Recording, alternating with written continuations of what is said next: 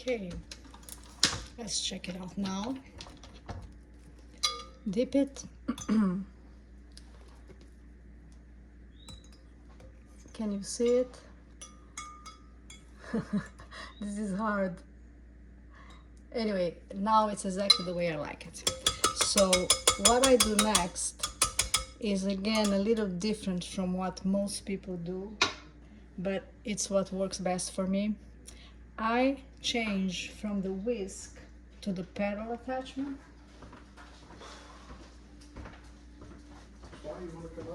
Which is right here. And now I am gonna add my almond mixture straight into the mixer. The whole thing. And I will start the mixing with the electric mixer instead of by hand.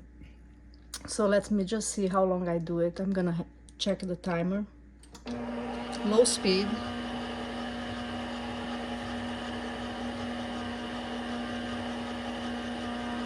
I'm just gonna keep going a little more. Okay, 15 seconds, it's enough. So that allows me to start the mixing before I do the serious, the kind of a scary step of the macaronage. This gives me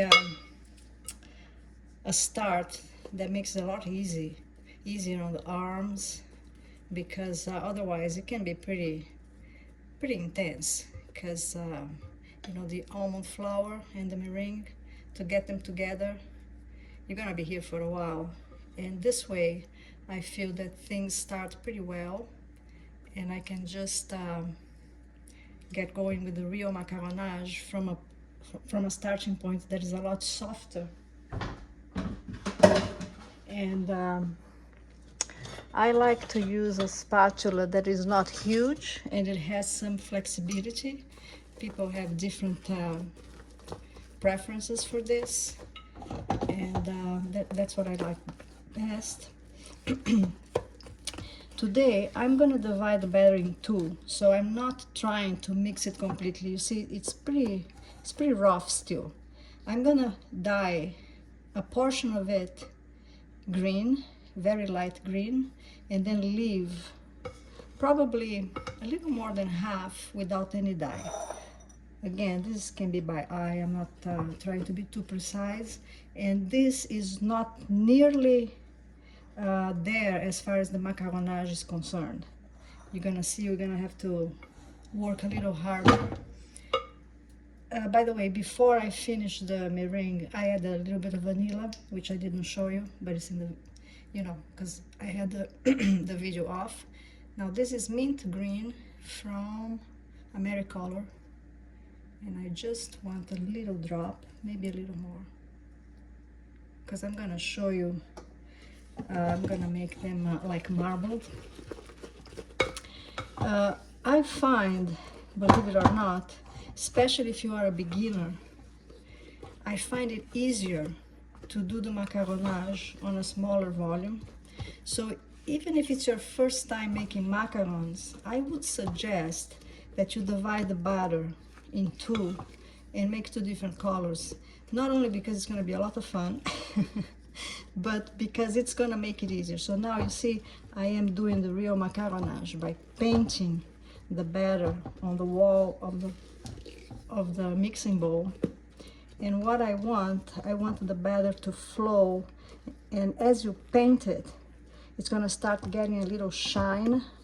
It changes right in front of your eyes. It's extremely cool.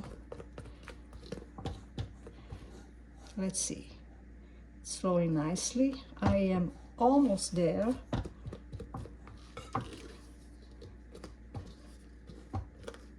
Okie dokie.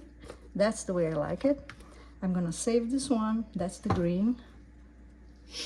And now I'm gonna do the macaronage and the component that I didn't add any dye.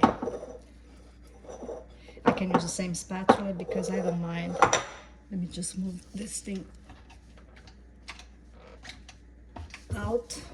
if I can. It's getting crowded. I don't know how these wizards like Haniela do everything so well in front of the video. I am like all over the place. Okay, so now same thing. You are essentially squishing, is that a term? I think it is. Squishing the butter around the sides of the bowl, and you can really see in front of your eyes how it gets shiny and smooth and beautiful. You cannot go too far. If you go too far, the macaron batter is going to be too thin, and it's not going to pipe nicely and form a nice shell with the feet and everything. So this is something you're going to realize the more you do it. It's really practice. It's not flowing as freely as I like, so I'm going to take it a little farther, paint it a little more.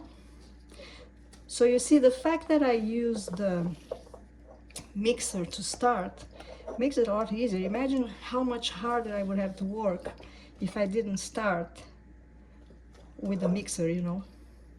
Okay, that's good. Now I have my two batters ready, and I'm going to show you how I make the marbling.